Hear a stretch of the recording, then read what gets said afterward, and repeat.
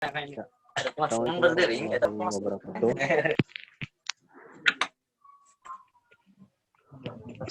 warahmatullahi wabarakatuh.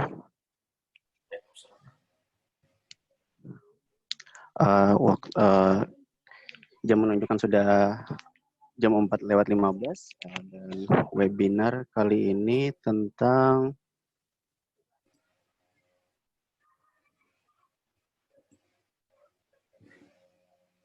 Making an e-learning mobile apps design, UI UX design case study oleh Mahyudi Nur. Bagi peserta yang ikut ini mohon di-mute-kan audionya. Nanti misalkan sudah sesi materi selesai, sesi presentasi selesai, baru bisa sesi tanya jawab, bisa langsung atau nantinya bisa lewat chat di grup webinar atau di chat di Zoom. Silahkan kepada Mas Mahyu untuk memberikan materinya. Oke, Assalamualaikum warahmatullahi wabarakatuh. Selamat datang kepada kawan-kawan semua. Terima kasih atas waktunya untuk mengikuti webinar dan donasi ini. Jadi, acara ini diselenggarakan oleh Startup Borneo kerjasama dengan ACT Kalsel, di mana Startup Borneo itu sendiri adalah sebuah wadah kolaborasi yang menaungi pelaku industri startup di Kalimantan, yang bertujuan untuk membangun generasi masa depan yang siap memasuki era digital.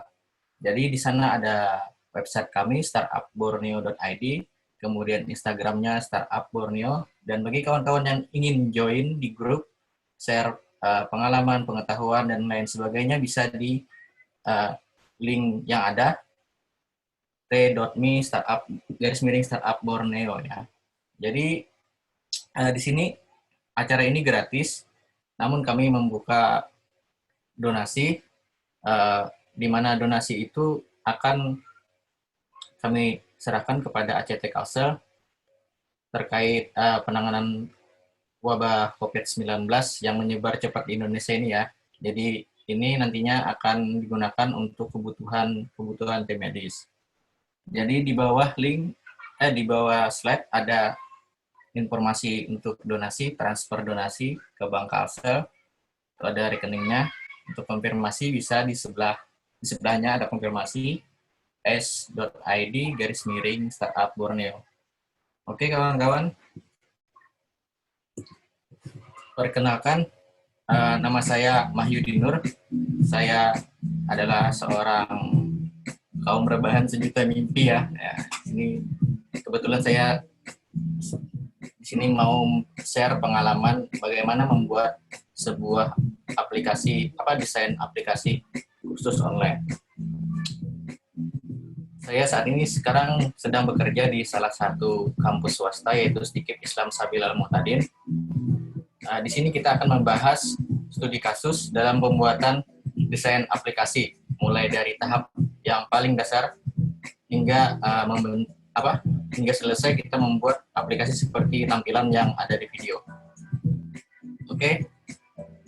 Untuk keamanan dan kelancaran, saya mohonkan untuk memute audionya dulu. Nanti kita akan buka sesi untuk diskusi ya. Oke. Sekarang kita berkenalan dengan UI dan UX design. Apa sih UI UX design ini? UI UX design ini sebenarnya ada di kehidupan kita sehari-hari ya. Sebagaimana kawan-kawan bisa lihat tampilan gambar yang saya berikan di slide, itu di bagian UX itu hanya ada garis-garis ya, kerangka, dan sedangkan di bagian UI itu sudah ada warna, sudah ada shadow, dan lain sebagainya ya. Jadi kita berkenalan satu-satu dulu ya, UI dan UX. UX adalah user experience. User experience dalam artian ini pengalaman pengguna. Sedangkan UI adalah user interface, jadi tampilan pengguna. Nah, ada sih contoh simple dari UI UX ini. Kawan-kawan bisa mencoba membuka handphonenya ketika misalkan ini ya, saya contohkan. Misalkan kita menggunakan fitur panggilan. Nah, fitur panggilan ini ada nomornya ya.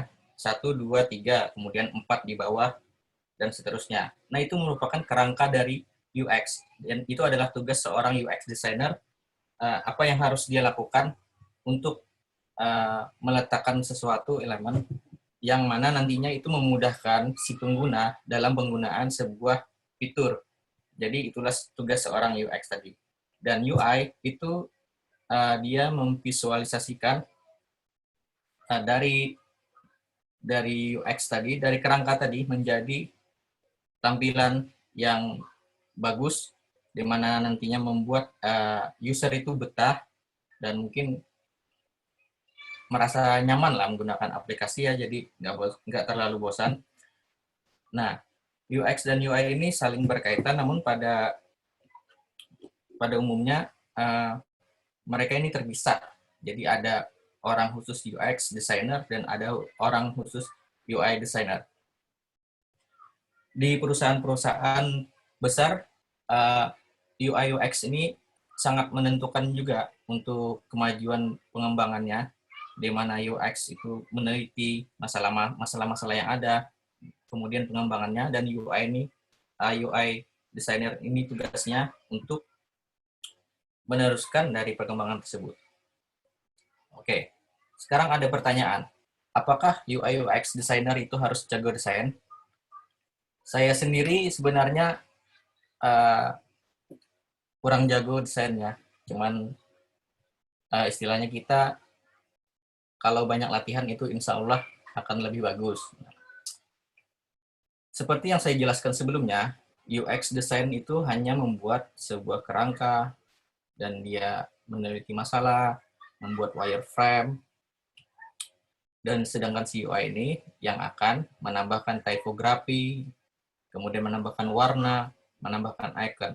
Jadi bisa kita bayangkan orang yang minimalnya yang bisa desain itu adalah UI designernya. Nah, bagaimana cara menjadi seorang UI UX designer? Untuk UX sendiri, mungkin kawan-kawan bisa banyak baca-baca aja ya, baca-baca di referensi-referensi yang tersedia di Google dan lain sebagainya untuk materi UX designer ini. Karena UX ini banyak juga cakupannya, seperti UX researcher, kemudian ada UX writer ya, dan lain-lain sebagainya. Nah, kemudian untuk UI designer, kalau saya pribadi sendiri, saya melakukannya dari hal yang paling mudah, seperti yang pernah kita diajarkan waktu sekolah, untuk bisa menggambar dimulai dari menjiplak. Jadi saya sering menjiplak dulu. Jiplak, kemudian yang kedua meredesain, artinya mendesain ulang sebuah aplikasi. Jadi ada sebuah aplikasi A, kemudian kita lihat, oh ini kayaknya aplikasinya kurang kurang menarik ya untuk dilihat. Jadi kita bikin redesainnya. Dan yang ketiga, kalau sudah terbiasa dengan dua hal ini, menjiplak kemudian meredesain, baru kita mencoba untuk tahap pembuatan, artinya kita membuat sendiri ya. Nah, pada kesempatan kali ini saya akan menjelaskan atau menjabarkan tahapan-tahapan dalam pembuatan sebuah desain aplikasi, yang mana kita tidak melakukan jiplakan atau redesign, kita membuatnya sendiri, yaitu membuat sebuah kursus seperti kursus online ya. Nah, ini adalah beberapa tahapan yang dilakukan oleh UX designer. Yang pertama adalah discovery, yang kedua analisis, yang ketiga customer persona, 4 flow, wireframe, dan usability testing. Discovery ini adalah tahapan permulaan yang dilakukan seorang UX designer. Dia melakukan sebuah penelitian.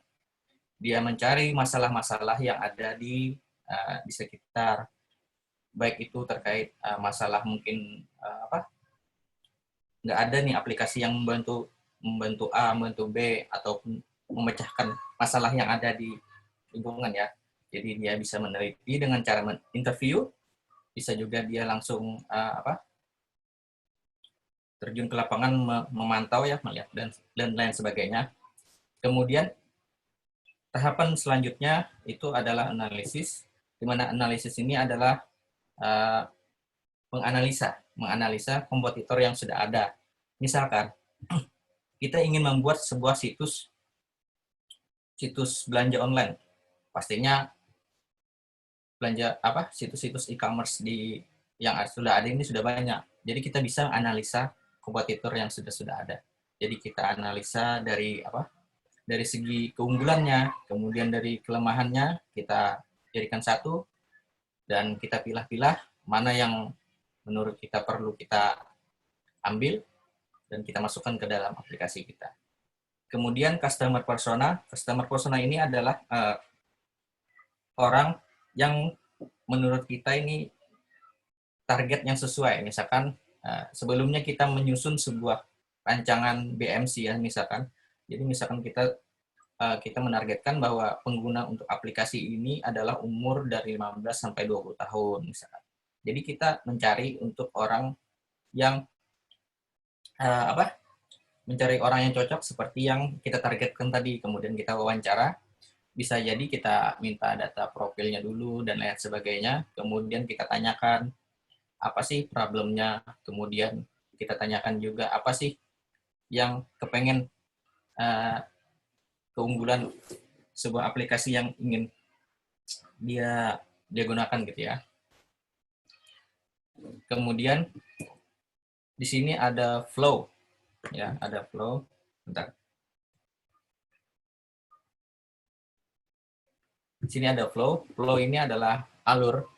Jadi kalau sudah kita menemukan problem, kemudian kita menganalisa dan kemudian kita menanyakan kepada customer persona, kita bisa menyusun flow-nya. Flow-nya di sini maksudnya kita nih mau sebuah tampilan desain website di halaman utama misalkan. Kita ingin ada hero, kemudian ada fitur keunggulan, kemudian ada testimonial dan lain sebagainya. Nah, ini kita susun juga flow-flow-nya untuk page selanjutnya apa gitu. Kemudian ada wireframe. Wireframe ini adalah bisa dikatakan low fidelity design ya, istilahnya mockup yang belum dikasih apapun. Maksudnya di sini adalah seperti blueprint, cuman ini nggak blue ya. Jadi mungkin kita beri warna abu-abu aja. Jadi sebuah wireframe, sketch seperti gambaran. Namun kita bisa menggunakannya dari berbagai macam tools. Kita bisa manual juga, pakai kertas, misalnya kita gambar handphone, kemudian kita kasih di sini kita mau meletakkan logo, di sini kita mau meletakkan fitur dan lain sebagainya. Itu kalau manual. Kalau untuk online sendiri atau untuk menggunakan aplikasi, sekarang sudah banyak ya aplikasi-aplikasi yang mendukung pembuatan wireframe ini. Kemudian yang terakhir itu adalah usability testing. Nah, di mana ini adalah mengetes kegunaan dari wireframe yang kita buat tadi. Jadi kita bisa ngetes ini, kita kasihkan ke orang, kita lempar ke orang, apakah orang tersebut bisa menggunakan alur dari desain yang kita buat. Misalkan misalkan ini kita kasih ke A ya, bisa nggak akses untuk belanja online misalkan dari desain yang sudah kita buat dari belanja online tadi.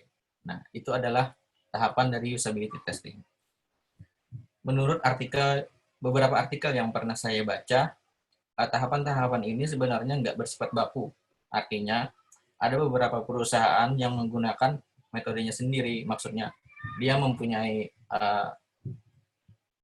tahapannya sendiri ya. Jadi yang saya baca itu kebanyakan ada juga yang nggak perlu usability testing. Usability testing ini justru ditaruhnya di akhir ketika sudah prototyping ya. Jadi sekalian langsung. Nah, kalau di sini ini tahap ini adalah tahapan UX designer saya sendiri. Jadi ini istilahnya pengalaman saya. Kenapa saya menaruhkan usability testing itu setelah wireframe? Jadi sebelum kita menyerahkan rancangan desain aplikasi ini kepada UI designer, kita tes dulu bagus udah bagus nggak. Jadi kenapa saya perlu meletakkannya di situ supaya ujar orang banyak tuh supaya ada tagawi 2 kali. Nah, itu. Jadi kita meletakkannya usability testing setelah wireframe. Nah, mohon dikasih note lagi ya, ini tahapan saya sendiri. Nah, kemudian UI designer ini ada beberapa elemen yang bisa dilakukan, beberapa komponen ya, istilahnya atau tahapan juga yang bisa dilakukan oleh seorang UI designer. Yang pertama adalah benchmark. Benchmark ini UI designer melakukan sebuah riset ataupun dia mencari referensi yang agak mirip dengan aplikasi yang mau dia buat. Kemudian dia menentukan sebuah warna, kemudian dia memilih icon, kemudian memilih font ya, tipografinya, branding juga. Dan terakhir, nah ini tadi prototyping. Dan kebanyakan orang tidak menggunakan usability testing, dia langsung ke prototyping. Nah, namun pada kerjanya, seorang UI designer ini dibantu oleh beberapa orang juga ya. Kalau di perusahaan-perusahaan besar yang pernah saya baca-baca itu, jadi di perusahaan itu ada orang-orang yang membantu si UI designer ini. Yang pertama, misalkan dalam pembuatan icon, itu ada icon designer. Nah, kemudian ada yang membuat ini ya, membuat seperti gambar ilustrasi ini, ada si ilustrator yang membantu desainer, UI designer ini. Kemudian ini adalah beberapa tools yang bisa digunakan seorang UI UX designer ya. Nah, yang pertama ini adalah tools Whimsical. Ini tools yang paling sering saya gunakan. Kemudian InVision Studio. Ini juga salah satu tools favorit saya. Draw.io. Kemudian Mockflow, Adobe XD, Figma, Sketch, Marvel App, dan Javelin. Nah, untuk membuat sebuah wireframe, kalian bisa menggunakan ini, Whimsical, kemudian Draw.io, Mockup, di InVision juga bisa, Adobe XD juga bisa, Figma, Sketch juga bisa, hampir semuanya sih ya. Kecuali Javelin. Kalau Javelin ini menurut saya lebih digunakan untuk tools kolaborasi ya, di mana sebuah desain UI ini sudah selesai, baru kita upload ke Javelin, kemudian si developer bisa mengakses dari desain yang kita buat tadi ya. Nah, untuk membuat sebuah UI design, kita bisa menggunakan InVision Studio, Adobe XD, Figma, Sketch, dan Marvel Apps juga ya. Beberapa favorit saya pertama kali saya belajar itu menggunakan Adobe XD. Jadi kenapa saya menggunakan Adobe XD? Karena gratis ya. Orang Banjar yang sukanya gratis-gratisan. Nah, karena April ini Adobe XD sudah melakukan pengembangan dan dia menuntut istilahnya usernya untuk berbayar ya. Jadi kalau user nggak berbayar nggak bisa share dokumen. Makanya saya berpindah ke Figma. Jadi sekarang saya menggunakan Figma. Kalau Sketch sendiri ini toolsnya lumayan mahal, sekitar berapa ya? Mungkin sekitar $99 ya. Nah, jadi saya lebih memilih Figma dan InVision serta yang 3 Whimsical. Jadi ada 3 macam ini tools favorit yang saya sering gunakan ya sekarang. Nah, ini adalah referensi UI design yang bisa kalian cari. Misalkan kita mau mencari referensi toko online tadi ya, jadi kita bisa mencari di Pinterest, dan ini gambar bola basket ini namanya dribble.com. Jadi kalian bisa mencari referensi UI design di 2 situs ini. Sebenarnya banyak sih referensi UI design di situs-situs yang memberikan referensi untuk UI design ini ya. Nah, kemudian kita masuk ke tahapan studi kasusnya ya. Making an e-learning course app design. Jadi di sini kita memberi nama aplikasi kita Study on e-learning course. Jadi ini adalah tampilan yang sudah saya buat studi kasus kita. Ingat tadi ada beberapa tahapan. Yang pertama dari UX designer, kemudian dilanjutkan dari UI designer. Kita akan membahasnya satu persatu ya. Nah, yang pertama UX designer. Jadi tadi kita sudah menjelaskan mengenai apa discovery, dia mengalami melakukan riset, melakukan mencari problem, kemudian mencari solusi. Jadi kita mau membuat sebuah kelas online, kelas forum, ujian online. Ini 3 pilihan yang bisa kita tangkap ya. Nah, bisa saja nanti salah satunya kita tinggal sesuai dengan kebutuhan kita. Nah, kemudian kita melakukan analisis kompetitor ya. Di sini saya memilih 2 kompetitor. Yang pertama ini mungkin kalian sudah kenal aplikasi bimbel nomor 1 di Indonesia. Saya nggak sebut merek ya, ini berani. Nah, yang kedua ini aplikasi kursus online juga, cuman dia udah internasional nih. Kalau bahasa Indonesianya Kamu Demi, kalian bisa cari. Nah, apa sih yang dilakukan terhadap analisa kompetitor tadi? Jadi kita menganalisa kompetitor yang pertama ya. Hal yang sering saya lakukan dalam menganalisa kompetitor ini, saya langsung menuju ke Play Store-nya. Kenapa? Karena di situ pasti banyak komentar-komentar dari pengalaman si pengguna. Nah, itulah yang pentingnya.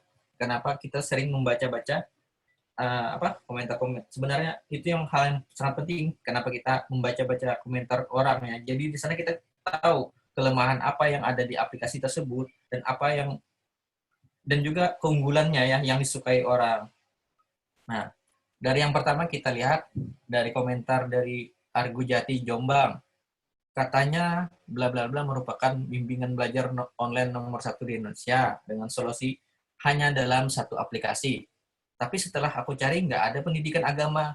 Aku mungkin apa mungkin saya belum tahu. Nah, di sini kita bisa mengambil kesimpulannya antara dua, apakah pelajaran pendidikan agama itu memang tidak ada di aplikasi tersebut, dan yang kedua, apakah si user belum bisa mengakses fitur pencarian bagaimana mencari materi-materi atau materi pembelajaran pendidikan agama ini. Nah, jadi ada 2 asumsi yang kita pegang. Kedua, itu ada komentar dari Tera Bumi Suari. Maaf, bla bla bla. Aku kasih bintang segini karena aku sering menemukan perbedaan antara pembahasan dan latihan topik di materi SBMPTN. Ketika guru A memberikan jawaban ini, pas latihan topik jawabannya itu. Saya bingung yang mana yang benar, dan saya menemukan banyak sekali hal seperti ini. Mohon untuk... Nah, di sini ada istilahnya ketidakseragaman, mungkin antara pengajar si A dengan materi ini. Jadi, perlunya kita mengembangkan sebuah kursus online itu sebenarnya kita perlu memperhatikan seperti kurikulum yang ada, di mana supaya jangan sampai ada ketika user mengakses pembelajaran online, faktanya di lapangan berbeda. Nah, kalau masalah jawaban pilihan ya itu menurut saya sah-sah aja ya berbeda, karena mungkin itu ilmu tidak pasti seperti mungkin bahasa Indonesia yang mengenai pendapat dan lain sebagainya. Kalau ilmu pasti seperti matematika kan udah pasti jawabannya ya. Nah, kemudian ada kita share ada yang pengalaman yang ketiga, ada orang yang Sakura.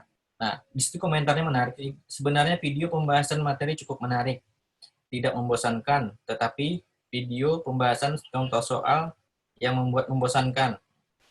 Karena durasi video terlalu panjang, tidak ada animasi-animasi yang tidak membuat bosan. Yang ada hanya layar hitam dengan tulisan dan orang mengajari. Nah, di sini ada beberapa poin ya. Yang pertama,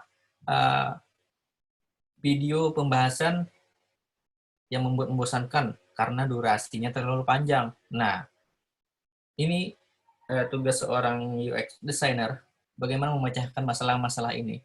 Mungkin bisa dikasih durasi yang agak pendek supaya nggak membosankan ya. Kemudian yang kedua, tidak ada animasi-animasi yang tidak ada animasi-animasi. Oh, mungkin ini kita bisa mengasih solusi dengan cara memberikan ilustrasi, ya, ilustrasi gambaran yang menarik. Dan kemudian yang ketiga hanya ada layar hitam dengan tulisan dan orang yang mengajari. Nah, ini kita bisa kasih warna yang lebih bagus, ya, yang membuat orang tidak bosan tadi. Nah, ini dari analisa kompetitor yang pertama, ya. Ingat, sudah ada beberapa poin, ya. Kemudian analisa kompetitor yang kedua.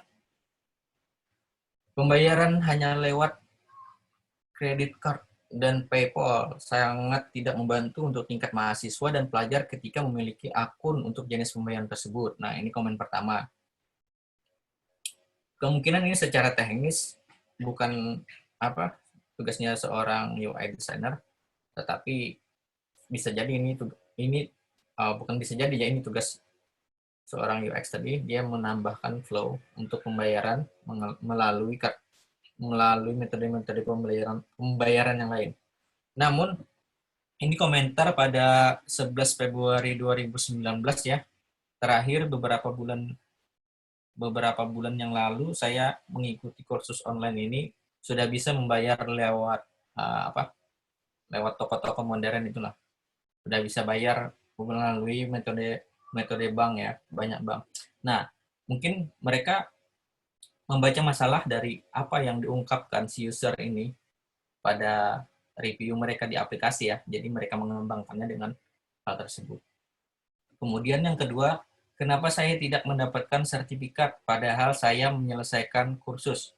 Nah, ini ada ada dua asumsi. Yang pertama, dia tidak bisa mengakses bagaimana cara mendapatkan sertifikat, dan yang kedua memang tidak ada fitur sertifikatnya. Untuk kompetitor ini cukup sulit ya mencari untuk second kompetitor ini cukup sulit untuk mencari kelemahannya, karena saya rasa karena aplikasi mereka udah lumayan bagus banget lah istilahnya. Jadi untuk komentar-komentar mengenai kelemahannya itu cukup sedikit, ya, cukup susah dicari. Makanya saya mendapatkannya itu tahun 2019, ya. Saya cari yang terbaru, belum ada. Oke, ini tadi analisa kompetitor. Kemudian yang selanjutnya customer persona. Nah, kita mencari customer persona yang sesuai dengan target kita, ya. Khususan online di sini saya menggunakan salah satu artis, ya. Jadi bisa kita membuat laporan, namanya siapa, kemudian biografinya itu mengenai tanggal lahirnya, pekerjaannya, ya. Kemudian kita menanyakan problems-nya mengenai kursusan online. Oh, ternyata dia susah mencari e-learning yang sesuai kurikulum. Kemudian kebanyakan aplikasi e-learning tidak mendukung fitur forum. Kemudian kuis yang tersedia soalnya tidak banyak macamnya. Nah, ini contoh beberapa problem, ya. Nanti kita sesuaikan dengan aplikasi yang mau kita buat, apa saja yang perlu kita buat terlebih dahulu, ya. Kemudian goals-nya, dia ingin materi disusun berdasarkan kurikulum yang berlaku. Setiap mata pelajaran ada fitur forumnya untuk diskusi sama teman belajar maupun pengajar. Kemudian ada ujian di akhir kursus soal lebih variatif. Dan terakhir ada sertifikat sebagai bukti telah menyelesaikan kursus. Nah, ini adalah goals-goals yang dia inginkan dalam sebuah aplikasi kursus online tersebut. Nah, ini adalah flow yang sudah saya buat, sudah saya rancang. Bisa dilihat yang pertama ini ketika mengklik aplikasi, dia larinya ke onboarding. Onboarding ini berupa gambaran, sebuah ilustrasi, kemudian ada unggulan pertama dari sebuah aplikasi tersebut. Kemudian ketika dia mengklik selanjutnya ke halaman login. Nah, setelah login, dia masuk ke home. Kita kasih navbar-nya, ada beberapa button navbar, ya. Ada home, kelasku, forum, profil. Jadi kita menyusunnya sesuai dengan apa yang telah kita teliti tadi, ya. Apa yang kita telah lakukan sebelumnya. Nah, di halaman home kita ingin ada fitur notifikasi, chart, keranjang, belanja, ya, search bar, kemudian promo banner, kelas populer, kelas terbaru. Nah, ini kita ingin ada ini, ya. Kemudian di page kelas, kita ingin ada list kelas. List kelas yang sudah kita beli. Nah, di kelas ada mengenai deskripsi kelas, kurikulum, pengajar, review. Jadi lengkap seperti yang telah kita cari tadi, apa-apa saja yang kita perlu muat dalam sebuah aplikasi. Kemudian di deskripsi kelas ini ada join forum, ada sertifikat sesuai dengan kebutuhan yang kita inginkan tadi ya. Ada join forum dan sertifikat. Kemudian di pengajar ada medsos ya, ada mungkin ini deskripsi dari pengajarnya. Untuk review, ini review mengenai aplikasi. Kemudian ada fitur forum. Forum ini forum yang aktif dari kelas yang sudah dia beli. Kemudian ini ada profil. Di profil ada update profil, pengaturan akun, sertifikat. Sertifikat ini sertifikat yang telah dia kumpulkan dari kelas-kelas yang aktif. Kemudian ada fitur bantuan dan keluar akun. Nah, ini adalah wireframe yang telah dibuat. Jadi, sesuai dengan flow yang ada tadi. Yang pertama ada onboarding di sini ya. Nah, kita bikin aja kerangkanya dulu seperti ini menggunakan low fidelity ya. Istilahnya yang belum dikasih warna, belum dikasih icon apapun. Kalian bisa melakukannya di kertas, dan kalau di aplikasi langsung juga lebih bagus ya, karena untuk langsung mengaplikasikannya ke UI. Nah, di onboarding kita kepengen ada ilustrasi nih. Nah, ilustrasi ini nanti tugasnya si UI atau bantuan dari ilustrator ya. Kemudian di sini ada teks. Ini adalah unggulan pertama, unggulan paling utama dari sebuah desain aplikasi. Yaitu kita kasih aja teks seperti ini, dapatkan berbagai kelas menarik dan materi terbaru. Nah, ketika dia mengklik, coba sekarang dia masuk ke halaman login. Di halaman login dia perlu memasukkan email dan password. Setelah masuk, dia langsung masuk ke halaman home. Nah, ini tadi seperti keperluan kita tadi, di halaman home ada nantinya di sini kita kasih tombol icon notifikasi, kemudian ini keranjang. Nah, ini fitur pencarian, ini banner, kelas populer, dan kelas terbaru. Nah, sesuai dengan wireframe yang telah kita flow yang telah kita buat. Nah, di sini ini adalah contoh kelas yang ketika dia mengakses atau mengklik di sini langsung muncul sini nih deskripsi kelas. Nah, ini baru kelasnya belum dia beli. Nah, oke. Baik, selanjutnya di sini ada ini untuk page selanjutnya ada kelasku ya, kelas yang aktif yang sudah dia beli. Nah, di sini kita kasih aja judul kelasnya, kemudian ini presentasi progres dia menyelesaikan pembelajaran tersebut, ini 60% misalkan.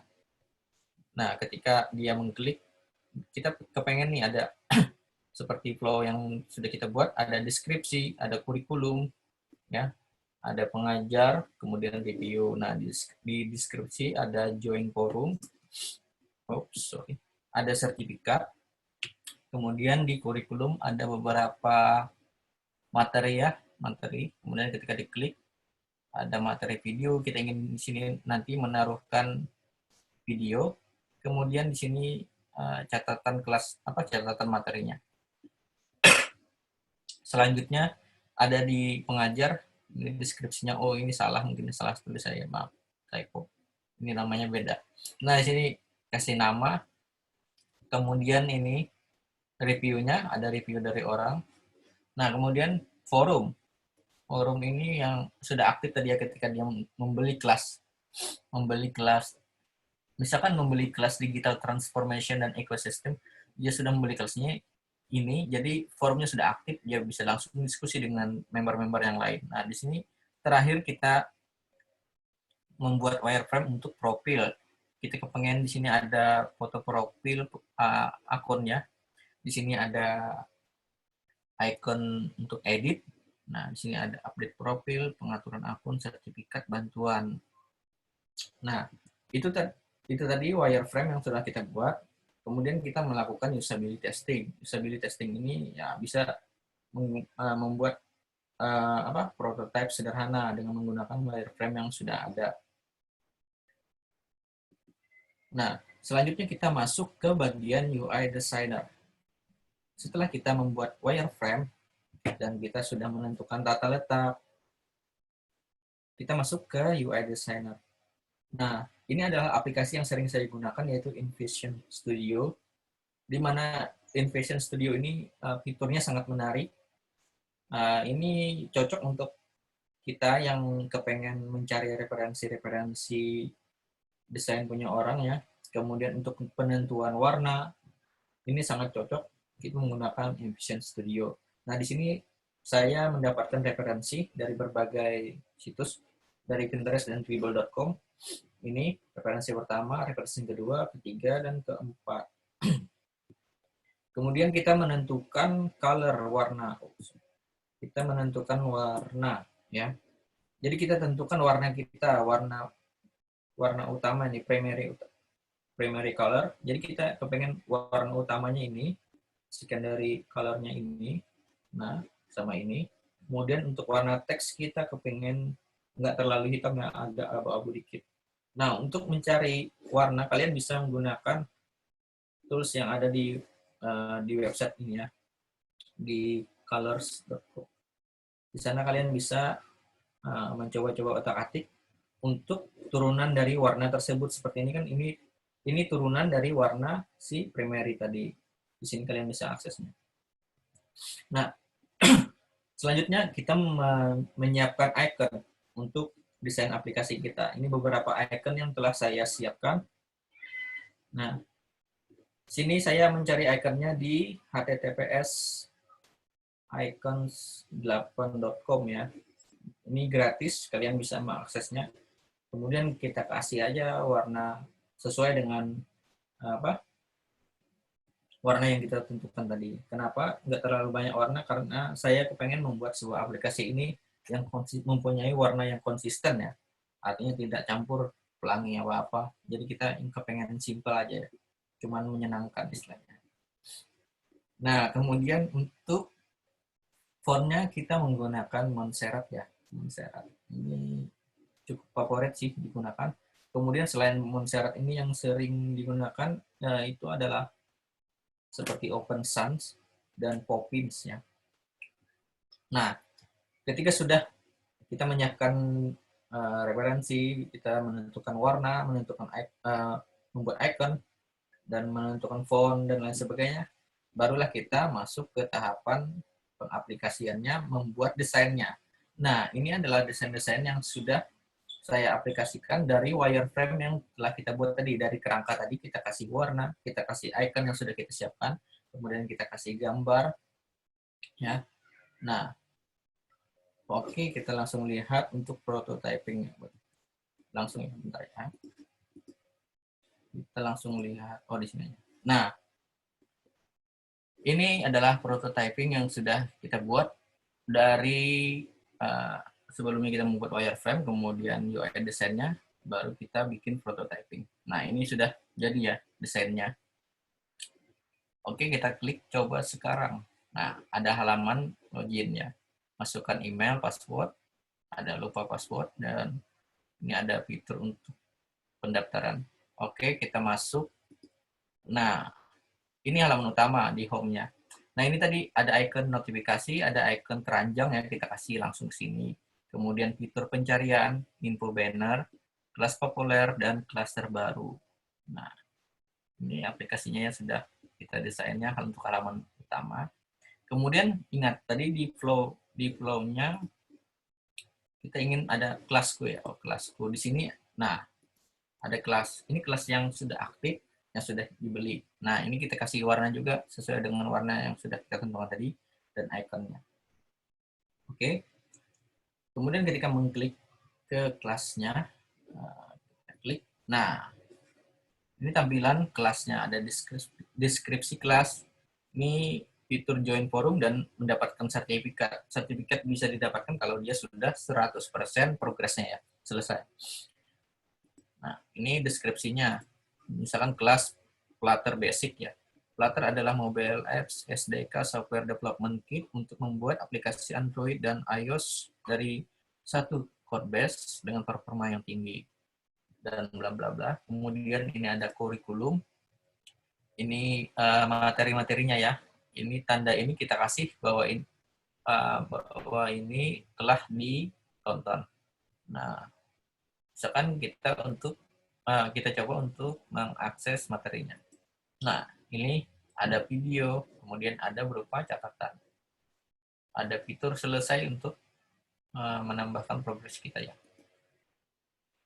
Nah, kemudian ini ada deskripsi pengajarnya, M. Sultan Al-Ihsan nih. Ya. Ini pemateri selanjutnya nanti malam.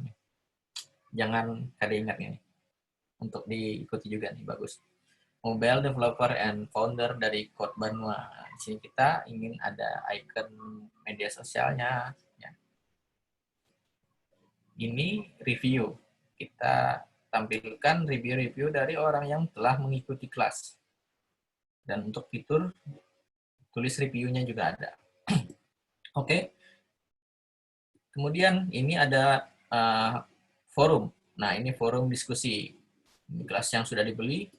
Nah, forum diskusi simpel aja ya, kita kasih seperti ini aja. Ini ada forum diskusi. Seperti halnya media sosial pada umumnya. Terakhir ini ada profil. Nah, kita tadi udah ngasih gambar profil nih, kebetulan gambar saya waktu muda nih. Nah, itu ada update profil, pengaturan akun, sertifikatku, bantuan, dan keluar. Ketika diklik tombol keluar, maka sudah keluar. Dan materinya sudah habis. Terima kasih. Selanjutnya saya serahkan kepada moderator ya. Oke. Oke, terima kasih. Terima kasih pada Mas Mahyu sudah mengisi materi. Selanjutnya pertanyaan. Ini ada pertanyaan di grup WA juga, Mas. Oh ya. Bentar, saya bacakan dari Mas Bayu Dinur. Pertanyaannya ada 4 nih, Mas. Banyak banget nih. Waduh. Apa itu? Bang, hal paling dasar yang harus dipahami seorang UI atau UX designer. Nah, itu yang pertama. Yang kedua, cara riset UX yang efektif gimana, Bang? Yang ketiga, tips untuk yang ingin mulai karir dari UI UX buat pemula apa, Bang? Oh ya. Nah, terus yang terakhir, referensi si Abang ngedesain UI UX gimana, Bang? Tadi cuma ikonnya saja terlihat. Terima kasih. Kayaknya yang nomor 4 nih yang pinter sama dribble tadi kayak mungkin. Iya. Oke. Untuk yang pertama tadi apa? Tahapan basic ya? Hal paling dasar yang harus dipahami seorang UI Nah, UX itu tadi designer. ini yang bisa kalian lakukan ini untuk UX designer seperti yang setelah saya jelaskan tadi. Ini beberapa tahapannya. Ini yang sering saya lakukan. Cuman pada beberapa sumber referensi lain itu sebenarnya masih banyak tahapan-tahapannya. Cuman ini hal yang paling tidak harus ada lah ya. Nah, kemudian untuk pertanyaan yang kedua tadi, cara meriset efektif, yang paling efektif. Nah, untuk meriset ini ada beberapa sih tergantung situasi ya.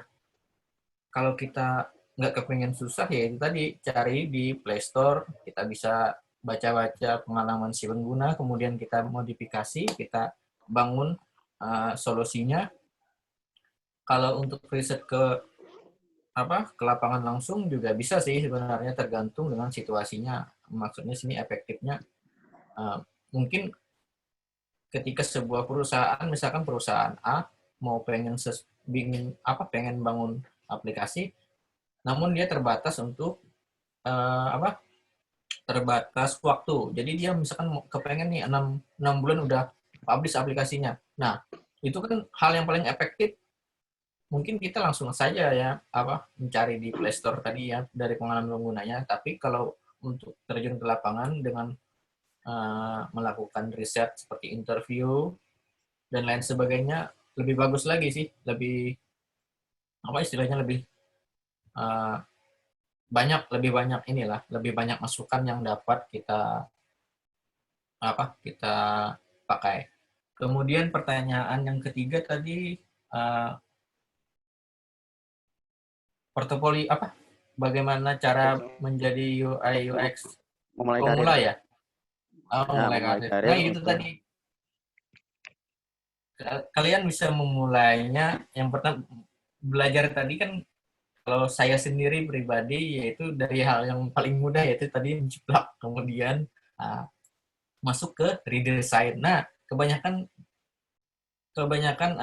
orang-orang yang bikin portofolio untuk bisa masuk ke sebuah perusahaan sebagai UI designer, mereka kebanyakan melakukan redesign dari sebuah aplikasi, tentunya dengan penjelasan aplikasi tersebut apa aja sih. Nah, di sana kemungkinan perusahaan bisa membaca nih, membaca potensi yang ada terhadap orang tersebut. Nah, contohnya, langsung pertanyaan keempat tadi ya, mencari referensi. Nah, di sini terkait sama pertanyaan yang ketiga, bagaimana mencari uh, tips untuk pemula ya. Nah, di sini tadi ada berbagai macam referensi, ada Pinterest, kemudian ada dribble.com. Nah, kalian bisa menggunakannya di situs ini ya. Di situs ini dengan cara, setelah kalian meredesain sebuah aplikasi, kalian bisa aja upload di sini. Upload sini. Kebanyakan untuk orang freelancer itu mereka nyari di sini nih. Misalkan perusahaan A kepengen membangun sebuah aplikasi musik. Jadi dia mencari referensi di sini. Oh, ternyata si A ini nih ada yang bagus nih desainnya. Jadi langsung dia kontak. Nah, itu hal yang paling mudah ya. Nggak perlu apa-apa. Jadi kita cuman upload karya kita di Pinterest. Cuman untuk paling populernya di dribble.com nih, di situsnya. Ini paling banyak orang kalau mau mencari talent-talent yang luar biasa, di sini banyak banget. Ini skillnya istilahnya di atas rata-rata lah ya, bagus-bagus di sini. Nah, ada lagi yang lebih setelah kita mendesain sebuah aplikasi tadi, ada baiknya kita menceritakan studi kasus dari redesign tadi, yaitu dengan menguploadnya di situs Medium. Nah, ini medium.com. Ini medium.com ini banyak nih studi-studi kasus. Nah, seperti ini, Instagram UX case study ya. Jadi mereka meredesain sebuah aplikasi, kemudian dia ceritakan studi kasusnya. Nah, itu tadi tips untuk UI designer untuk bisa nih menjadi barangkali kedepannya mendapatkan job atau mungkin melamar kerjaan ya. Kalian bisa aja nanti langsung aja di kurikulum kita kalian kasih portofolio yang telah kalian buat tadi. Oke, mungkin apakah sudah terjawab? Ini ada lagi pertanyaan tambahan dari ada tambahan lagi Mas Wahyu dari Bang Wahyu di Nurnya nih. Boleh lihat portofolionya Mas Wahyu katanya. Waduh. Nah, kalau portofolio saya sendiri, saya baru aja sih sebenarnya terjun di dunia UI designer ini ya. Ini nggak update sih. Saya cek saya, kemudian ini udah lama sih. Terakhir saya bikin, ini berantakan. Terakhir saya bikin ini 2019 Oktober, udah lama. Ini saya cuma desain iseng-iseng aja. Maksudnya nggak melalui tahapan seperti yang saya jelaskan tadi. Langsung main desain aja. Oh, saya mau bikin desain sebuah aplikasi furniture nih. Toko misalnya seperti rumah atau apartemen. Langsung saja desain, nggak ada tahapan-tahapan seperti yang saya jelaskan tadi. Nah, jadinya seperti ini ya, kurang bagus sih. Kemudian ada sih yang baru saya buat, bentar ya. Kebanyakan project itu mengenai jadi lupa update. kebanyakan proyek kali jadi lupa update portofolio. Waduh. Nah, ini ada bentar ya. Nah, ini beberapa ini kemarin baru bikin juga nih tanggal 30 Maret nih mengenai COVID-19. Nah, ini sebenarnya cukup menarik sih kalau bisa diaplikasikan ya. Ini ketika saya menggunakan langkah-langkah yang seperti tadi.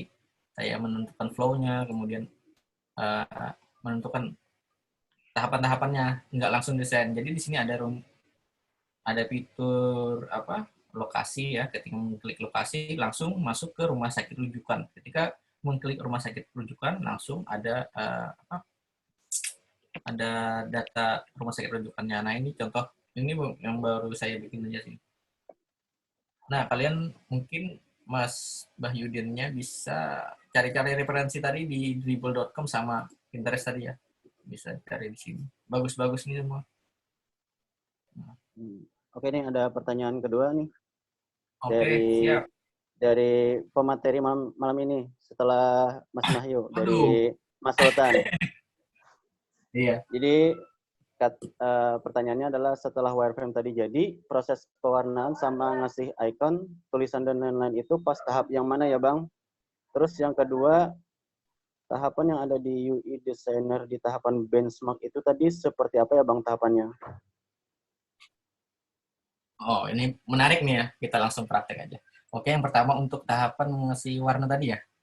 Ya, Itu mewarnakan sama ngasih icon dan Nah, itu tulisan-tulisan. tadi tugas ketika udah wireframe-nya udah jadi, itu tugas baru diserahkan ke UI designer. Di wireframe tadi kan kita nggak ngasih icon apa-apa, cuman ada bulat-bulatnya aja. Cuma kita kasih tahu bahwa ini icon notifikasi, ini icon keranjang.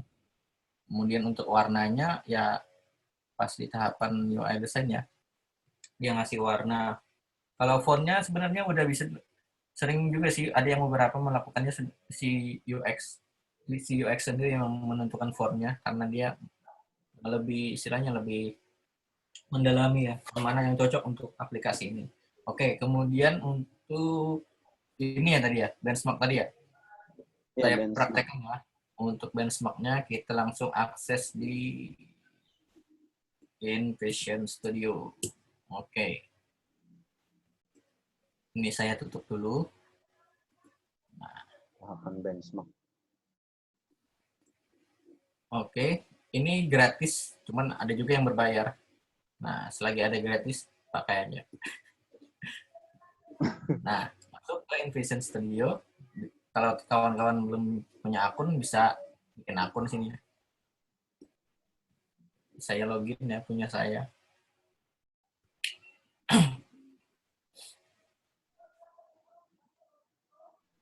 Nah, di sini, ini tampilan dari InVision Studio. Nah, untuk melakukan tahapan benchmark tadi, klik aja di sini. Bikin board nih, board. Nah, kita bikin board ya. Kita kasih, misalkan kita kepengen bikin aplikasi apa ya, COVID tadi ya, COVID-19 misalkan nih. Oke, create.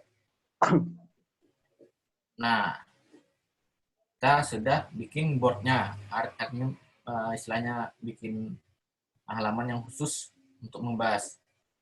Di sini kasih aja deskripsi aplikasi, pemantauan update data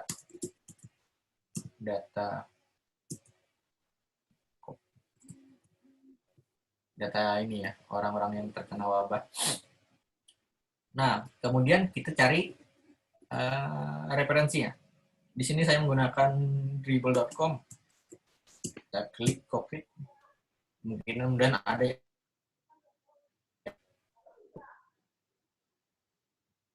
Ini bagus nih, bisa jadi referensi. Oke, kita keep satu dulu. Kita buka di new tab, kemudian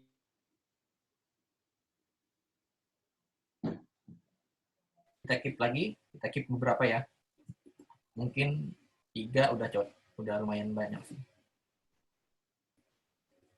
Oke, kita buka. Yang pertama ini. Nah, di sini langsung saja disimpan filenya, save file. Kemudian saya pengen nih ada di kita taruh aja di download aja. Kasih 19.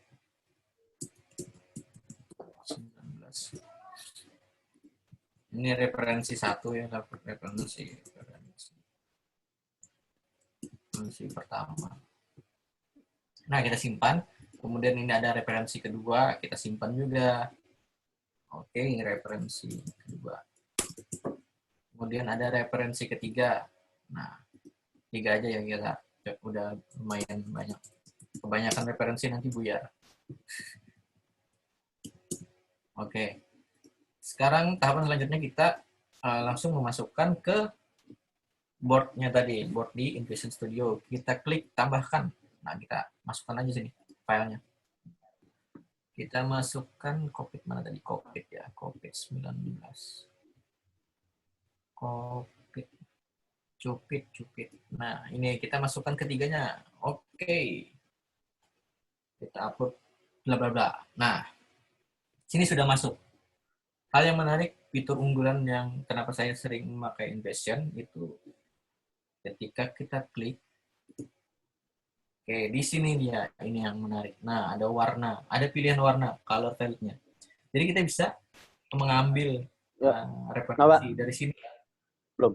Nah, ini ada color-nya ya. Dia langsung terdeteksi. Dia langsung terdeteksi dari desain aplikasi ini. Ini warna-warnanya. Oh, ternyata warna ini bagus nih, lumayan. Nah, kalau kita sudah seorang UI designer menentukan warna, kalau kita mau menentukan warnanya untuk warna hijau nih, langsung aja klik plus ini ya, tambahkan. Maka secara otomatis akan masuk ke sini. Nah, ini sudah masuk warnanya. Ya. Kemudian kita buka referensi kedua. Oh, ternyata warna ini bagus juga, kita klik aja. Nah, ada referensi. Nah, masukkan. Ini contoh penggunaan dari aplikasi InVision ya. Kemudian warna ungu. Nah, ini kita sudah dapatkan 3 referensi warna. Mungkin nanti kita tentukan aja biar bagus, lebih konsisten, lebih bagus sih kalau menurut saya. Cuman kalau banyak warna menarik juga, tergantung kebutuhan ya. Misalkan kita menentukan warna ini dah kita tentukan ya, kita copy. Kemudian kita mau bikin warna turunannya. Yaitu tadi di colors tadi ya, colors. Bentar, lupa ininya. Nah, ini color. Oke, color. Nah, kita buka.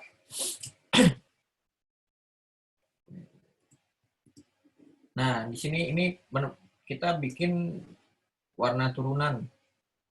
Langsung aja klik sini, start generate. It's free. Kita mau bikin warna turunan. Nah, tadi kita sudah copy ya, copy warna dari ini. Langsung aja ke ini sini, kita ganti. Belum di copy, ternyata habis. Bentar ya. Oke.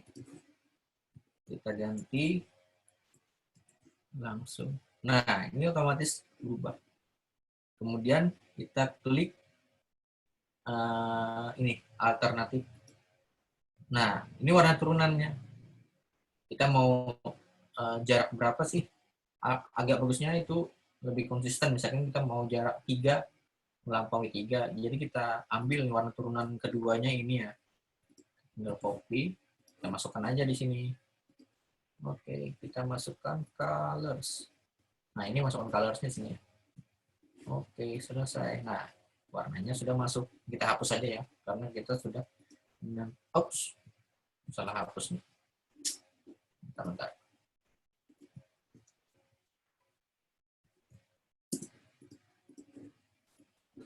Nah, ini kita hapus.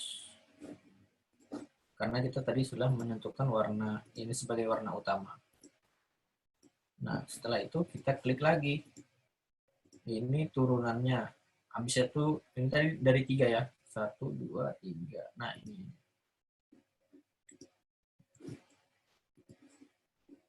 Kita beri lagi, tambahkan warna. Oke. Nah, ini tadi turun-turun warna. Ini warna yang sering saya warna sih. Langkah yang sering saya gunakan untuk penentuan warna seperti ini aja, simple dan lebih enak. Jadi menggunakan InVision Studio tadi. Jadi kawan-kawan yang belum bikin akun silahkan bikin akun. Oke. Oke. Ini next ada pertanyaan Bagaimana? lagi? Atau ada pertanyaan lagi nih? Iya. Bagaimana dengan Mas Sultan dengan jawaban dari Mas Mahyu? Siap, alhamdulillah, masya Allah, mantap bang. Oke. Sudah Waduh. paham benar, penjelasannya mantap banget. Masih bang. Oke. Sip. Iya, Ini siap. ada pertanyaan selanjutnya dari Bang Rosehan nih. Tanya Bang, masternya bagi oh iya nih. Tanya Bang, bagi kawan-kawan yang keterbatasan keahlian dengan budget standar minimum, kemana mencari jasa yang bisa bikin UI UX dan biasanya berapa per screenshot ya Bang? Terima kasih. Wah ini. Nah, ini cara yang simpel mencari SDM untuk mencari UI UX designer yang budget minimum ya. Ini paling utama, cari keluarga sendiri. Cari keluarga sendiri itu paling utama. Untuk ini tadi untuk mencari talent tadi kalian bisa cari di Dribbble tadi ya. Cuman untuk harga ini tergantung orang ya menentukan dia harga. Semakin dia udah merasa dirinya sudah pantas, seharga itu ya mungkin udah harga itu. Sekarang kalau untuk standar minimal kalau nggak salah kemarin ada juga lihat orangnya, dia kasih 100 per halaman.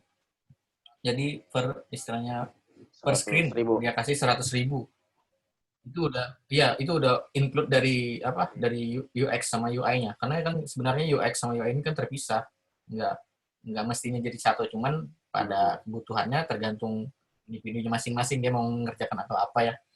Nah, itu 100 ribuan kalau nggak salah ya. Ada juga orang yang dibayar per jam, ada juga sih tergantung kaliannya sendiri. Ada yang per proyek, misalkan dia mau minta bikinkan aplikasi dengan 5 fitur misalkan. Terus si talentnya tadi bilang, oh 5 fitur saya kasih 10 juta mas. Nah, itu per proyek. Untuk mencari yang murah tadi, itu tadi yang pertama cari keluarga sendiri. Oke, mungkin dari teman-teman kenalan sendiri ya pintar merayu lah. Bagaimana Master Rosehan?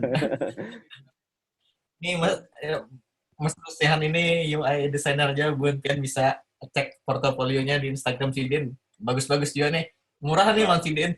10.000. Oke, siap. Gimana Mas Rosehan atas jawaban dari Mas Mahyu? Ada tanggapan? Kalau nggak ada tanggapan, kita lanjut ke pertanyaan selanjutnya, Mas Mahyu lah. Ya, siap. Terima kasih kata Bang Rosehan. Terima kasih Bang Mahyu, sangat puas kata Mas Rosehan. Oke, ini ada pertanyaan dari Mas Niko.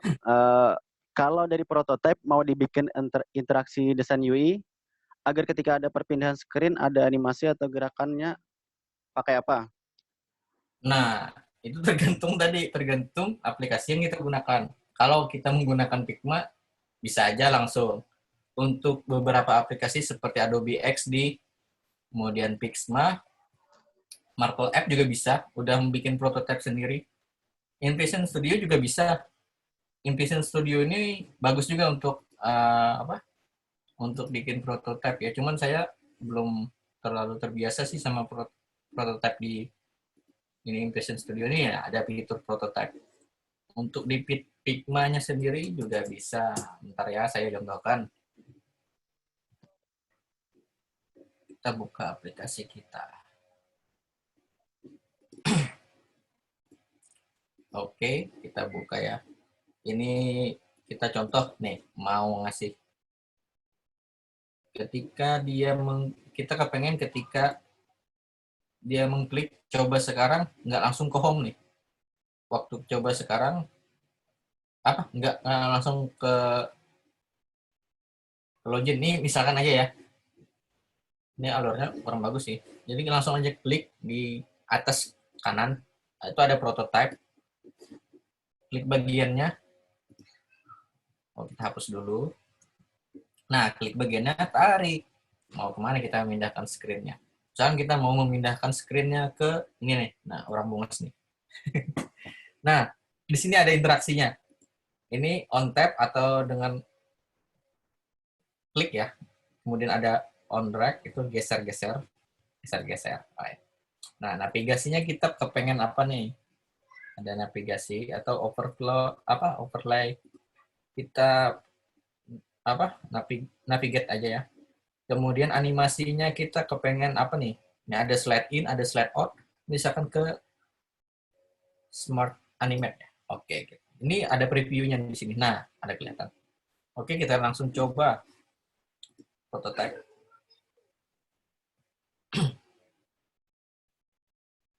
Nah, kita klik. Taran. Nah, aduh, ini error. Nah, langsung ke sini. Itu tadi animasinya cuman smart animation ya. Tergantung kebutuhan. Kalian bisa menggunakan apa aja. Cuman kalau untuk tahapan developernya saya kurang tahu karena saya bukan seorang developer ya. Jadi ya kita kasih yang simpel-simpel aja sih prototype ini.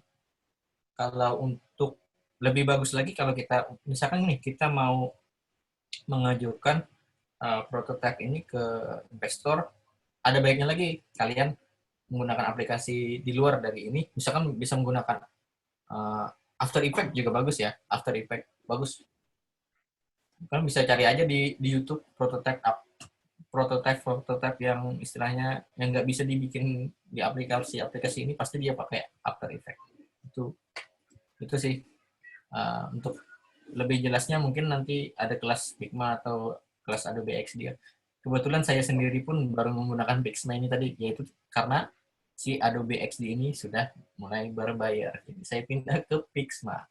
Oke. Ya, mantap. Nanti dibikin Mas Mahyo kelasnya. Bayar. Jangan juga. Hanya jauh nih. Oke, gimana Mas Niko dengan jawaban dari Mas Mahyo? Izin minum. Siap. Oh, oke, sip katanya. Ini ada 2 pertanyaan lagi nih, Mas Mahyo. Dari Bang Rusian lagi nih bertanya. Adobe XD apa berbayar, Bang? Dan mungkin bisa beri contoh Adobe XD apa berbayar, Bang? Dan mungkin bisa beri contoh membagikan hasil UI UX agar konsumen bisa mantau hasil pekerjaannya. Oke, siap. Bagus nih. Adobe XD ya. Bentar lah. Ini Adobe XD atau aplikasi lain apa aja? Adobe XD Gimana, tadi. Mas Rosean? Adobe XD aja nih di pertanyaannya. Langsung buka Adobe XD dulu nah. Pandanglah. Nah, Tunggu di sini loadingnya pertanyaannya dulu. Adobe XD apa berbayar, Bang? Nah, gitu. Dan mungkin bisa beri contoh membagikan hasil UI UX agar konsumen bisa mantau hasil pekerjaannya. Oh. Oke, siap. Kalau sekarang berarti sini nih ada klien sudah. Oh, Ya, bujur benar. Nah, Nah, nah, pandanglah nih. Nah, kalau ini contoh di Figma aja. Kalau di Figma simple sih. Langsung aja share ini, klik share. Udah. Kalau klien cuma bisa ngelihat, klik ini can view. Kalau dia mau edit atau dia desainer juga boleh langsung can edit aja. Ini share aja langsung. Dia kalau bisa. can view bisa komen-komen juga nggak, Mas? Ya, bisa ini. Ini langsung klik fitur ini sebelah atas nih, komen. Atau tekan tombol Nah, misalkan mana ini buahnya. Kita tekan tombol C. Nah, si klien tadi misalkan dia mau komentar ini. Nah, di komentarnya ini logonya ada baik. Oke. Nah, maka secara otomatis ini ada notifikasi ke desainer. Logonya ada baik nih. Jadi bisa dibalas inggih kan ulun ganti. Nah, itu. Ini lebih bagus sih menurut pribadi. Ini Figma nih Keren. Kalau Adobe XD juga bisa sih fitur kolaborasi. Oke. Yang Adobe XD tadi bayarannya berapa gitu? Adobe XD ya. Bentar. Cek aja di ininya. Tadi kalau nggak salah dengar April. Ya, April kalau nggak salah. Kita cek lagi lah. Kita memastikan. Ya. Oke, ini loading nih. Kebetulan hard disknya lagi bermasalah. Karena kita ganti. Berarti Mas Rosihan nih hendak menyerahkan nih ke klien sudah luar biasa. Bionik.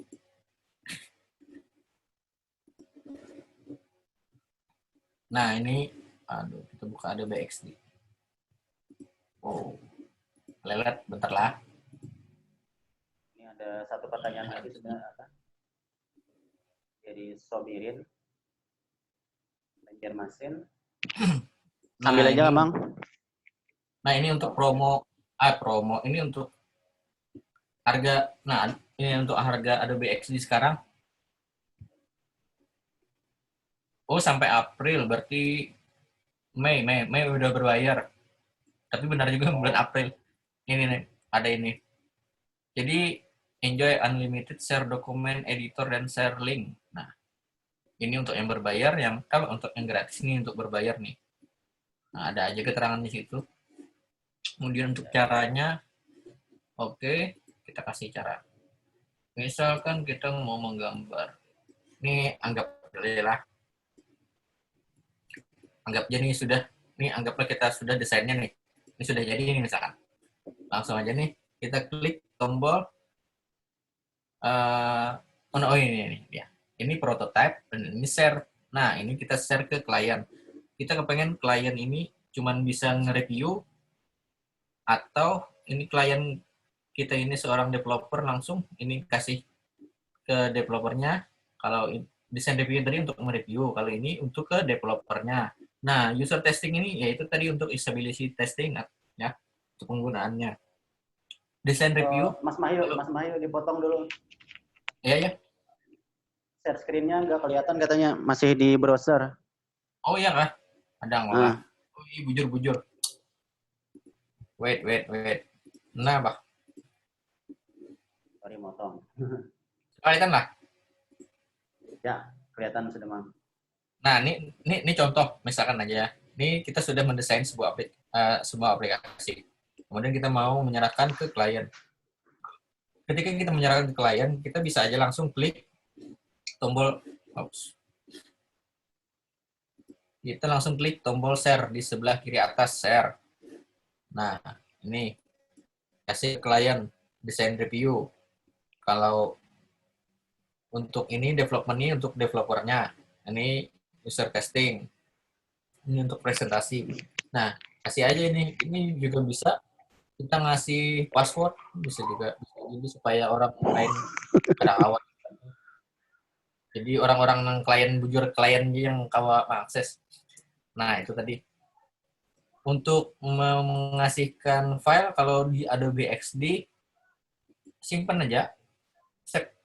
Save filenya aja langsung. Nah, ini tadi yang berbayar nah premium. Cuman sekarang kita masih bisa mendownload dokumen Adobe XD-nya. Kalau nanti sehabis April udah berbayar. Nah, itu tadi bedanya berbayar lawan kada.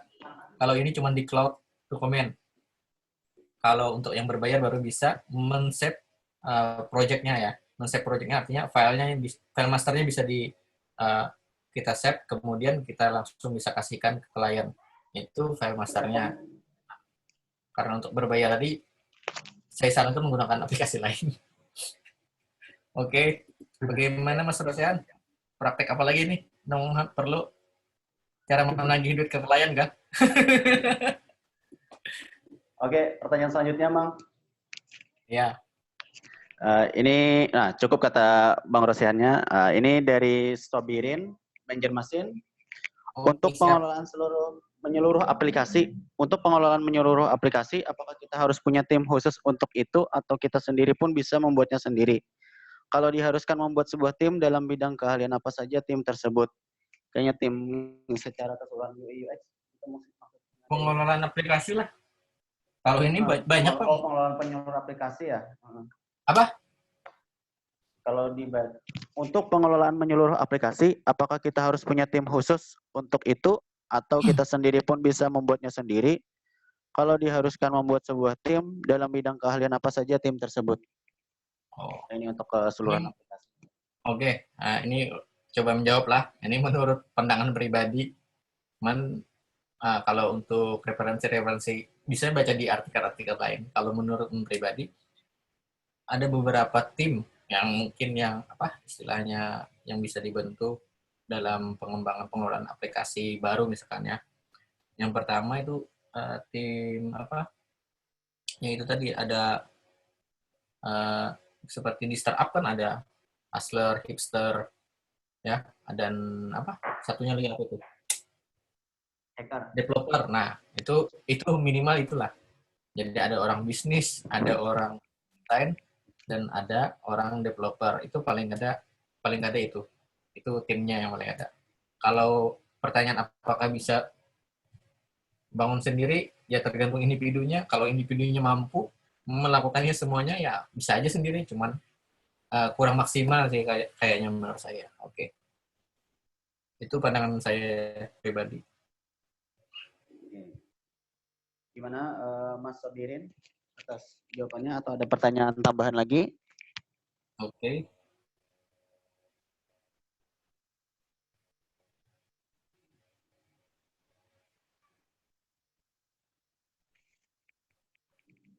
Adakah pertanyaan lain dari peserta lain? Enggak ada ulun minta pernah. Silakan.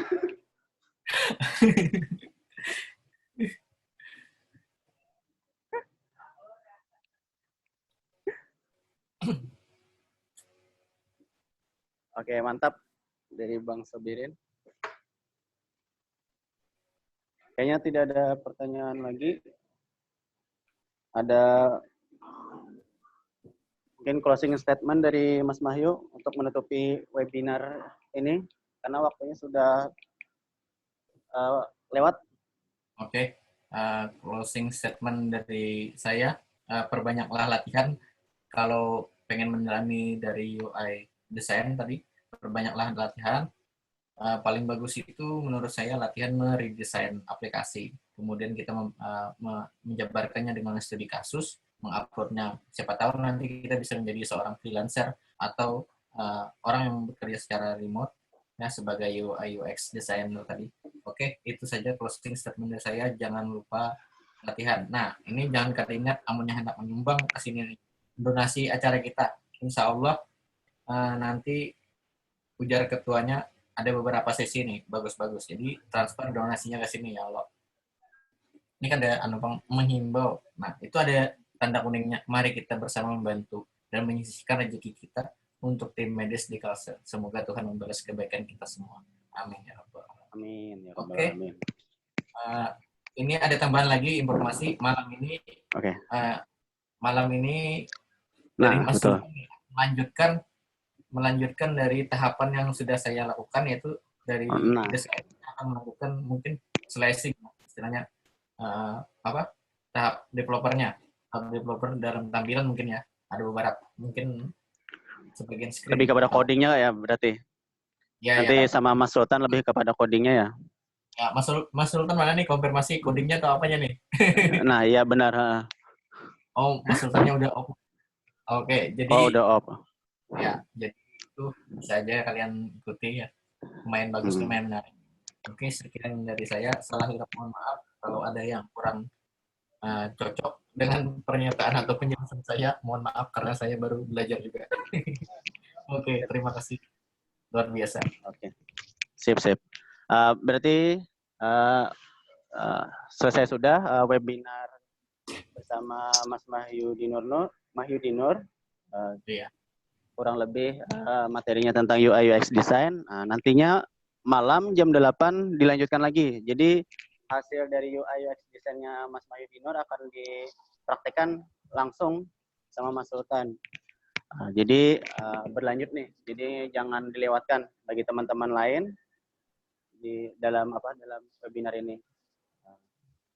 Untuk ini Terima kasih teman-teman yang berhadir di webinar ini dan sampai jumpa malam nanti jam 8 malam. Assalamualaikum warahmatullahi wabarakatuh. Waalaikumsalam. Assalamualaikum warahmatullahi wabarakatuh.